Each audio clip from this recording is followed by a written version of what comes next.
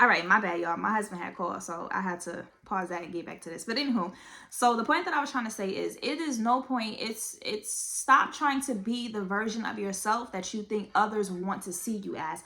I know often as myself, I am the firstborn daughter to the firstborn daughter. I'm a product of a teen marriage. Like, I was pretty much raised with my uncles and aunts. Like, I grew up the youngest one in the crowd, and I think because I grew up the youngest one in the crowd with all of my mom's siblings and her friends and things like that, like, I was shaping my foundation from young adults, teenagers, 19, 20-year-olds. Like, that was how I was developing. And so I don't even know why I went to say that, but I do know why I went to say that. But the point is, like, so I've always played a very mature role growing up, and I've always seemed to be the old one in my age group of friends or whatever, because my mind was thinking about things that probably, no judgment, it is what it is. Y'all know how it goes when you're growing up. But like, I was worried about things, I was consuming my thoughts with things that had nothing to do with me. Like, it wasn't for me at the time, but they were doing the best that they could with their situation, and I was just a part of it. I was a side character in their story, but I'm making my foundation now with the information that they give me, the tools that they have.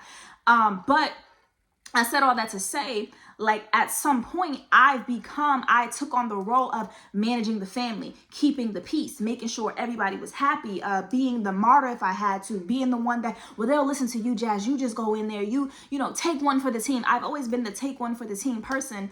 And sometimes it's hard for people to believe some of the things that I've experienced or I've done, because I don't present that way. Like, I still have a big heart. Like, they may have called me nasty, they may say I have a bad attitude, whatever, but I've always been kind. I've always been the one who's cared so much for my surroundings. I was always trying to bring peace and happiness and joy to my surroundings, even when I didn't have it for myself, because that was my role. That was the role that was placed on me. That is what people expected me to be. I started showing up only as the version of the person that I was around, the version that you saw me as. That's who I was showing up as. That is that mirrored energy. I started becoming everything I thought you needed me to be, and I completely lost sight of who I was meant to be, period. Like, I forgot about me. I put myself to the wayside because people needed me to be something, and I needed to be what people needed to be.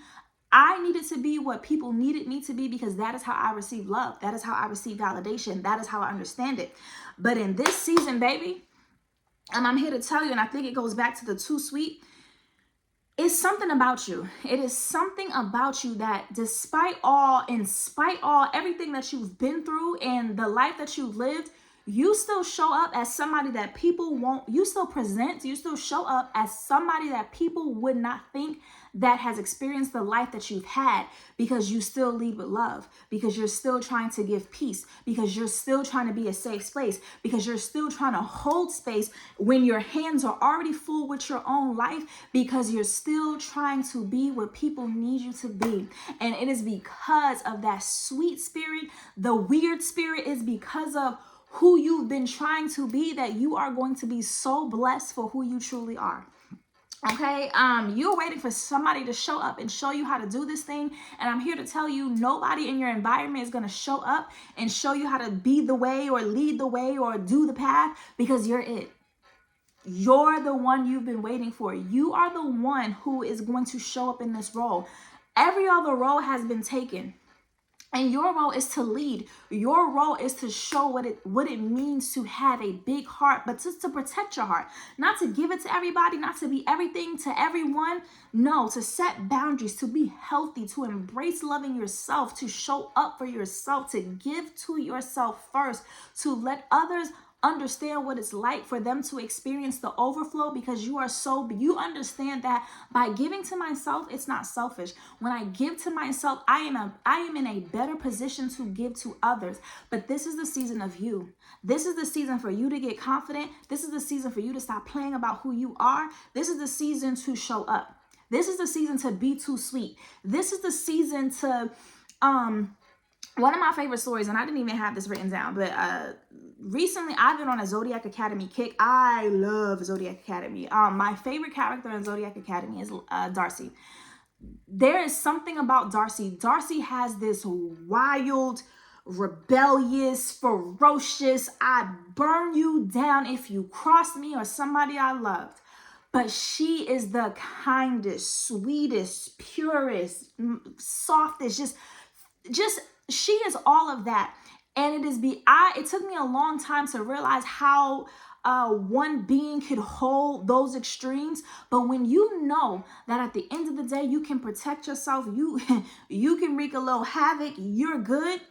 It's nothing for you to be as soft and as feminine and as dainty as you want to be, because you know you can protect yourself. There's nothing there's nothing that's gonna hurt you. Life's gonna hit, but through it all, you're gonna bounce back and you're gonna be good. And so this is the season for you not to be afraid to dance in the rain, to do that TikTok viral dance that everybody's doing, and showing up at yourself, being goofy, being silly, even if you don't look your best, you don't feel your best, but you don't have the best camera, you don't have the best setup, you don't have the best edits, you don't have the most followers, you don't get the most likes. It does not matter. None of it matters, because the goal is not to be viral, to be seen. The goal is to be you.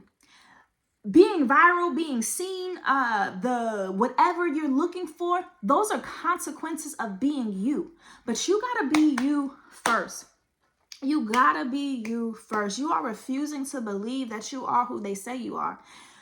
People see it. People are drawn to you. People are coming to you. People say things, and you're the only one that seems to have a problem. My sister said it to me the other day. She was like, man, you're the only person I know who refers to yourself as the way you do. She's like, the things you think about yourself is crazy, because I don't know anybody who thinks these things about you but you. And I was like, yeah, because people don't really know the real me, and they don't know the things that I've been through. And my sister's like, did you tell them?